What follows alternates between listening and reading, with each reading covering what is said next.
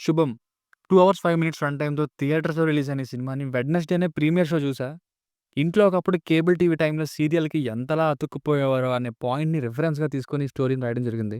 And నిజానికి refreshing story లైనే. ఇక చూసాక నాకైతే యావరేజ్ అనిపించిందండి.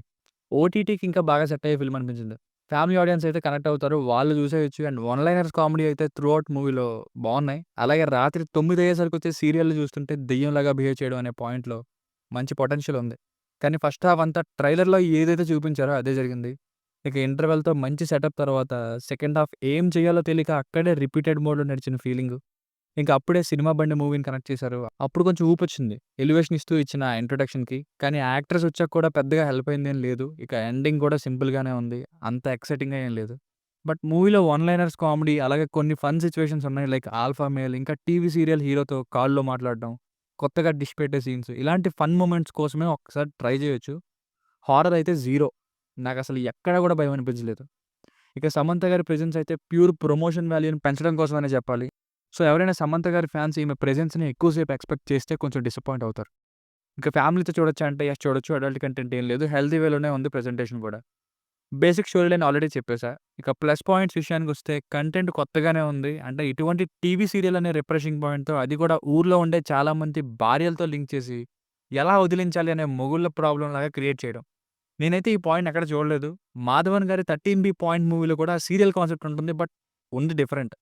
సో, ఇంటర్వల్ వరకు చేసుకున్న ఈ సెటప్ ప్రాసెస్‌లో కామెడీ అలా కొన్ని చోట్ల నవ్విస్తూనే ఉంటుంది. సెకండ్ హాఫ్‌లో లిమిటెడ్‌గా ఉంది. ఈ ప్రాబ్లమ్ నుండి ఎలా బయటపడేయాలి అనే దాని చుట్టూరు చేసే ప్రయత్నాలు, ఈవెంట్స్ ఫస్ట్ హాఫ్ వరకు బావున్నాయి.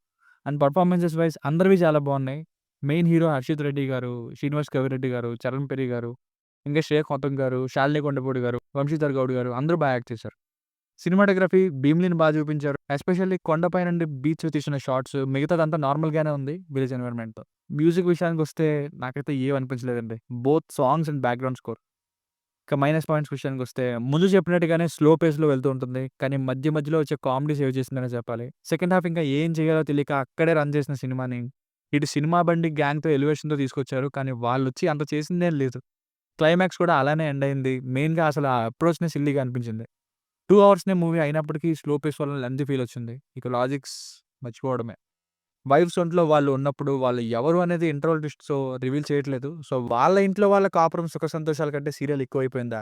సరే సీరియల్ వచ్చేది 9-9:30 మధ్యలో అయితే మరి 9:30 తర్వాత పరిస్థితి ఏంటి? ఇంట్లో హీరో వాళ్ళ అమ్మగారి సంగతేంటి? లేదంటే ఆ సీరియల్ వాళ్ళని కాంటాక్ట్ అయ్యి ఇష్యూ చెప్పి ఫినిష్ చేయించే ఆలోచన ఏదైనా చేయొచ్చుగా. ఇలాంటివన్నీ ఇంకా లాజిక్‌లెస్‌గానే అనిపిస్తాయి. ఇంటర్వల్ తర్వాత కూడా సినిమా ముందుకు కదలకుండా అక్కడే తిరుగుతున్న ఫీల్స్. ఇక సమంత గారి రోల్ మరీ సిల్లీగా ఉందండి. ఆ రోల్‌లో కమెడియన్ ఎవరైనా పెడితే సర్లే లాజిక్ లేకపోయినా కామెడీగానే ఉండేది.